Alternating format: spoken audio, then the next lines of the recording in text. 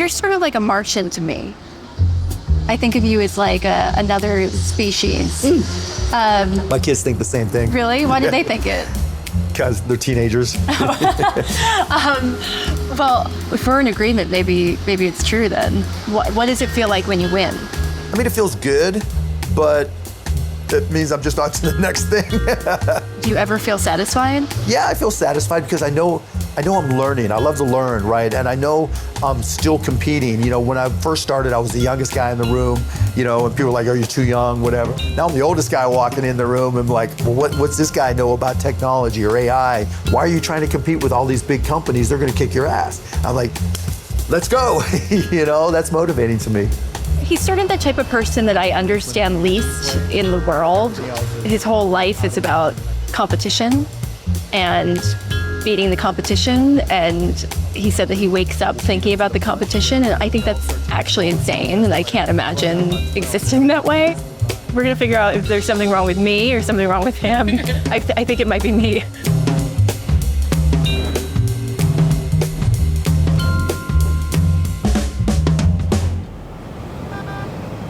America has its fair share of eccentric billionaires. Mark Cuban is not quite that. In a lot of ways, the weirdest thing about him is how aggressively normal he seems. But for weirdness, it's hard to top hearing one of the richest people in the country say that paying taxes is something that they look forward to. One of the most patriotic things that you can do when you're wealthy is pay your mother taxes. Whether it's hardballing investors on Shark Tank, You can't be that stupid, Robert, to even think there's any legitimacy. lashing out at basketball refs on the court, or dunking on anti-diversity, equity, and inclusion cranks on social media, Mark Cuban lives for combat. Bam, you know, when I miss it a shot or whatever. It seems to make him happy. Like, genuinely happy. The latest target of his good-natured wrath is the American healthcare system, which he's aiming to disrupt with his latest venture, Cost Plus Drugs. So I got a cold email from Dr. Alex Oshmayansky, who wanted to build a compounding pharmacy in Denver to make generic drugs that were in short supply.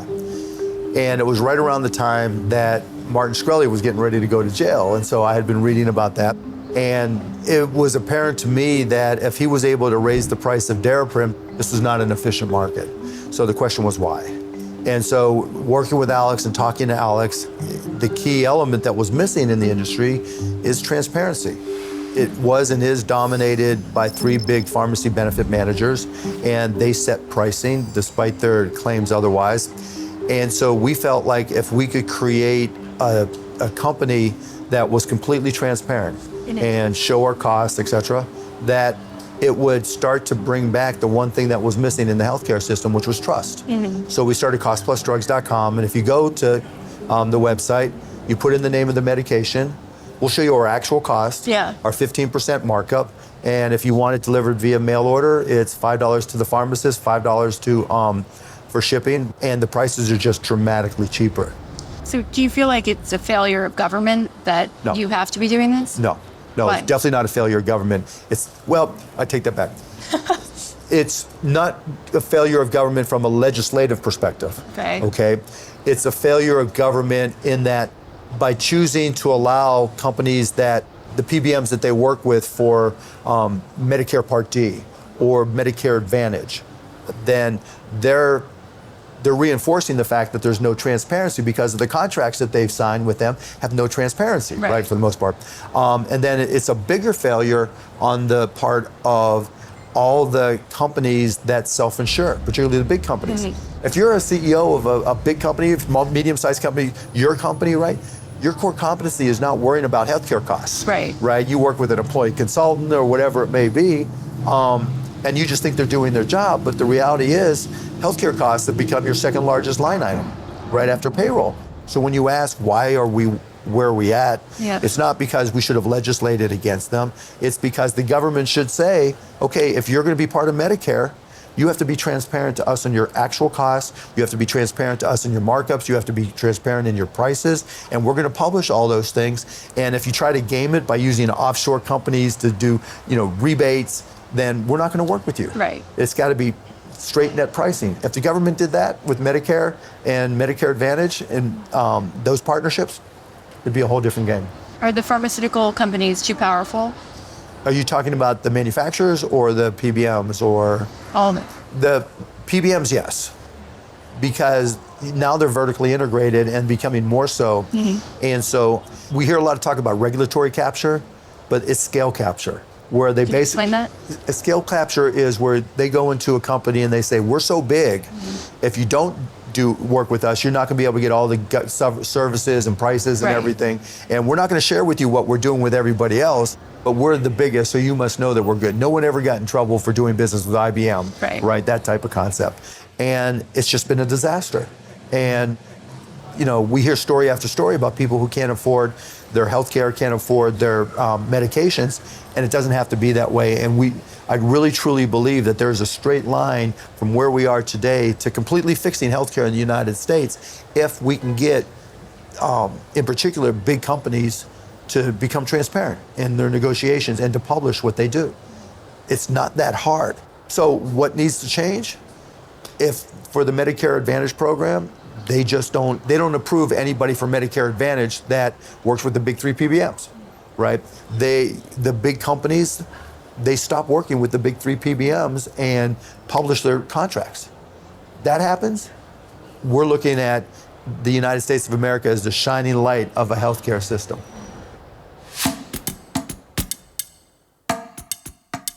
While Cuban often points to the market failures of America's healthcare system, he still has a strong faith that markets and entrepreneurs will point the way towards solutions to many of society's problems.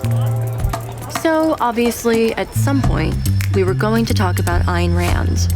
He used to be a bit more of a libertarian. I still am, but there's times when you adjust, right? I'm not hardcore Ayn Rand anymore, right? Because just reality sets in, and I'm more about... I really like her writing. I loved them. Really? Loved them. You loved Atlas Shrugged or The Fountainhead? Loved it. The Fountainhead especially, more than really Atlas. Oh my God. Howard Roark was like... when I was like 13, I read, it was like Time Magazine had like 100 books you have to read before you die.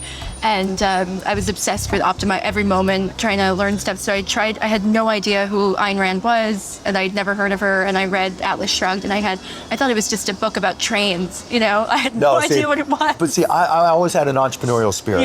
And so as a kid wanting to be an entrepreneur, Howard Roark standing up to everybody and anybody and speaking to power and not caring, I try to, part of that is still in me every single day, right? Our conversations, you can see that come through. Right now, the who is John Galt and the government's going to destroy everything. No, that's not me, right? I'm not saying it's my political mantra, not by a long shot. Right. But I would read Fountainhead over and over and over again, right? And I had to stop reading it because I would get too jazzed up.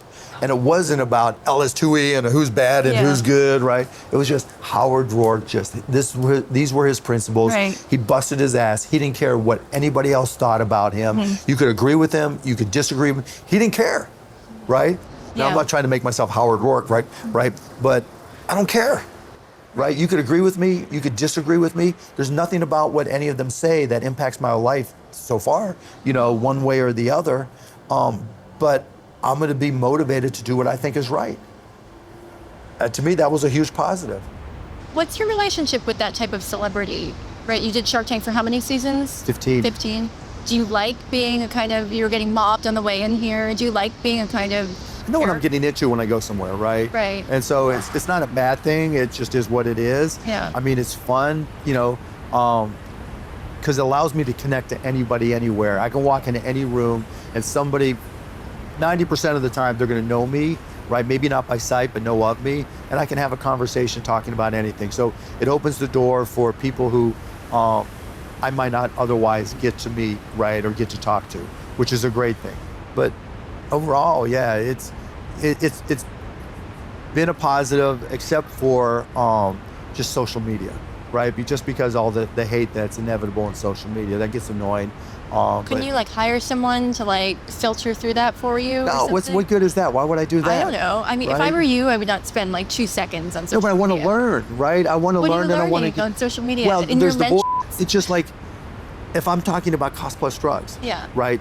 And I'm hearing from different patients, or there were times when they were like, can you get this drug? And we look and we can get this drug. So then I'm responding back saying, okay, we'll get it. And we help this person. Or there's times when talking about DEI, where there'll be somebody says, okay, here's why I disagree. And I'm like, okay, that's a good point. Right. So once you take out, there's signal and there's noise.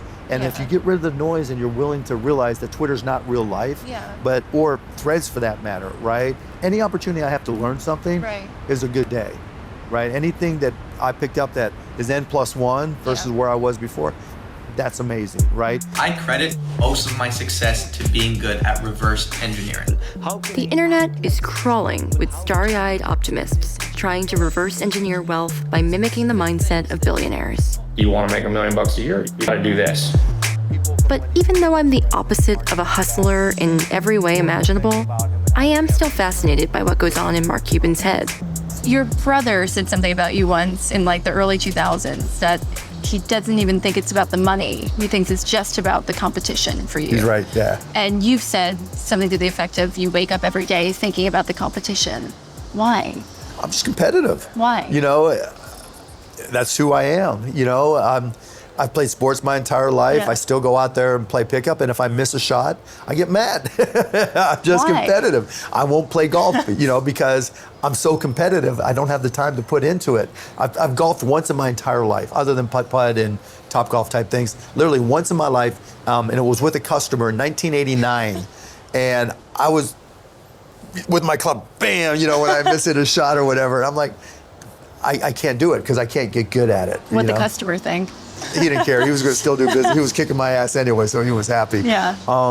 But yeah, so I mean, I just love to compete, for whatever reason. I do. So, are you most excited about something like that when it's the uphill part of it, or? Well, yeah, because I mean, think about the goal. If you're trying to change healthcare in the United States of America, that's a never-ending project, right? There's always going to be something new, something changes, right? And we're just starting at the lowest denominator. You inventory some pills and you sell the pills, right? We buy drugs and we sell drugs, and but our real product is trust.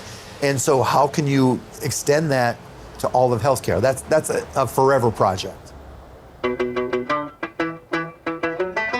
With something like the Mavs, when you bought the team, they were not doing well, right? No, they were awful. So what was that journey like? It was fun. I'm a basketball junkie. Yeah. Right? And so... Did you want to be a basketball player when you were a kid? Of course. I wanted to be an athlete. When did you realize that was not going to happen? When I was 6. No, probably when I was like 12. I was a kid that always made the all-star teams, always was the best player, until I got about 12, and then everybody passed me by, right? I always blame my dad for those genetics. But with the Mavs, I had this big, tall German guy named Dirk Nowitzki, and so all I had to do was not screw it up and then just give them some confidence. And it was fun because I love basketball. I could get out on the court and shoot with them, play one-on-one with them, And even now, to this day, I'll go and before a game, get out there and get shots up. And it's fun and it's a diversion too. So during those 48 minutes when the game's being played, everything else is, out of mind, and I can yell at the refs and scream for the game, take out all my aggressions, and just be chill the rest of the day. You retired once, right? And that was just to go party. I bought a lifetime pass in American Airlines, and I just wanted to get drunk with as many people as I could. Fake retired. Fake retired. I mean, it was just like, I just want to have fun. I just want, my dad, it's just like time's the one thing you can't get back. Yeah. You just have to enjoy your life. And so I just do what I like. I like to learn. I mean, that's what gets me jazzed up. To me, everything I consume creates new opportunities as an entrepreneur. Yeah. That's why, even though I didn't take tech in college or computers in college, once I got into them, I was like, okay, this is me. Right? Combine that with business, and okay, maybe I can do things that are impactful. Right. And so, taking that same concept, that same mission of competitiveness, why would anybody go into an industry like the pharmacy business where it's dominated by 3 big companies and everybody says you're going to get your ass kicked? So do you spend your time trying to understand them? Is it a lot of research? Like, how No, does I don't it care work about for them. you? Because everything Cost Plus Drugs is doing is outside of the big 3 PBMs. Right. So it's understanding them, but knowing that this industry is so opaque and isn't in the best interest of the customers. What an amazing opportunity, not just as an entrepreneur, but to change healthcare in this country. Mm-hmm. If I said, Olivia, I heard you had an idea to change healthcare. Mm-hmm. You could be retired, but it's so impactful and it's such a unique opportunity. Wouldn't you go for it? Right. That's just the way I look at it. I mean, some people want to put their names on buildings. The idea that, and look, maybe there's a 3% chance it'll happen, but that's, so you're saying there's a chance type thing, right? But that 3%, oh my God, it's 2024 in the United States of America, and people, still have healthcare debt that's putting them into bankruptcy, can't afford their medications and have to make choices between food and rent and shelter and daycare. That's up. Yeah. Right? And so retired or not, the ability to have a chance to change that, who wouldn't? Among journalists, and certainly the political press, there's this sort of disbelief that you could be so obsessed with this and devoted to this, and there's not a political ulterior motive, right? That you're not preparing to run yourself. No, I'm not preparing to run. Yeah. Do I recognize that if I fix something like this or have an impact, that it makes sense because that's completely different than a traditional political candidate? Yeah, of course, and that's why I get the questions. But when I'm 95 and looking back, I'd rather just say, okay, I was there, for Jake's games. I was there for Alyssa's regattas. I was there to help Lex in college. I don't want to lose that. Right. That's everything. Yeah. And I don't think I was as good at it as I should have been when they were younger. And now I want to be great at it. So no running for office for you? Not what, you never say never. Right, but not while they're teenagers, right? But then I'll age out at that point. That'll be the antithesis. Well, now the aging out is like 90, 95. Well, yeah, but yeah. So by the time that it makes sense for me, potentially I'll be too old. As you might imagine, Cuban is a busy man. So naturally, we had to fit ourselves into his schedule. Backstage at South by Southwest, and during a pause for a quick snack break. Where do you want me? You're good right there. What should we talk about? Wherever you want. I'm just wondering, when you said that if he were being given last rites, you would still vote for him. I just sort of thought, well, that does not inspire confidence. In Biden? No, in our government. Oh, no, there's a lot of reasons not to have confidence in our government, right? I'm a big fan of ranked choice voting, for sure, because the way we select our candidates is through a power structure, and the way we vote for our candidates is through a primary system where, a greater percentage of the primary voters lean towards extremes, whether it's right or left. And so you have to have candidates in order to not get primaried who lean towards those extremes. And that's also the people who give money to those people. That's not the way to pick candidates. It's just wrong. And the fact that the way the two-party systems work, the idea that, parties vote unilaterally, right? They all vote the same despite representing districts or states that are all across the country. That's just insane. There's no way you can represent your constituencies and every time from New York and California it's the same, or Alabama and Arizona are the same. That's insane, right? But that's how our politics are right now. And so if I could wave the magic wand, I'd get rid of the two parties, right? I mean, I went and talked to a couple lawyers actually, and I hadn't talked about this before. Like, is there any way we could file any type of antitrust actions against both parties? And you can't do it for political reasons, but if anybody out there has been, you've tried to buy something from either of the major parties, like a mail list, and they said no because you weren't part of the party, let me know. Then we can sue them for antitrust and just try to take them down because they don't help the situation they hurt. So are you optimistic about the future of American government? Am I optimistic about the future of America? Yes, absolutely, positively. I see what's going on with Gen Z and I love it, right? I think they're entrepreneurial. I think they're inquisitive. I think they're different than their parents and their grandparents. In terms of American government, it just depends what happens these next 4 years, right? The jury's still out. Generally, no, but I think, we need to get to a point where we have technologically literate candidates, or at least strong technological literacy in the top of government, because we need to be able to introduce AI in order to make government more efficient and productive, so that it's not just about, okay, you got to spend more money to get more, but you can get more and spend less. And I think there's opportunities there to do it smartly, but there's nobody there who knows how to do it, or that they would push it. The thing about presidency, from my perspective, is you don't know what comes next. It's not like you're selling widgets, right? Or you're building buildings. You just don't know what's going to come next. And there's no way any one person can have all the wisdom or knowledge that they need to deal with the uncertainties of the office. And who do I trust more to bring in smart people? I think that's a greater skill, because the hardest part about being president isn't doing what you already know, it's dealing with the things you don't know.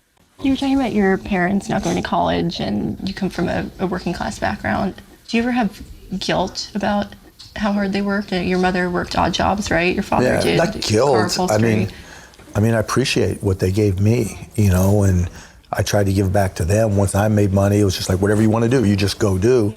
Your mother died, right? Yeah, a couple years ago, yeah. Like any parents, there were good things and bad things about them. And as, their kid, I'm sure they'd say the same things about me. But it's just life, I don't, there's no good reason just to hate people, or why do you feel this hate, What's the point? What does it change? Trying to find some darkness within you, and I can't find it, and it's very frustrating. There's plenty of darkness out there somewhere, I guess. You seem just kind of like a happy person. Yeah, I was happy when I was broke, I was enjoying my life. I liked it less than I do now, right? But, I just deal with the same everybody else does. I just don't have to worry about anything related to finances. I still stress about my kids. I still want them to, that's what freaks me out more than anything, because that's being a parent. Every parent goes through that. I'm not afraid of losing or failing. That's not it at all. I'm afraid of losing or failing to my kids. That's it all. Yeah. You guys good? Yeah. Thank you. He's like, thank God. Yeah, I gotta go.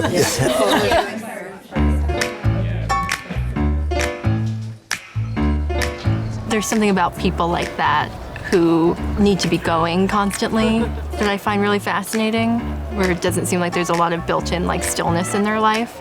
And he wants to always be learning, and he's so competitive, but he didn't really have an answer about why he's like that. But maybe that's a job for a therapist, not up for me to figure out.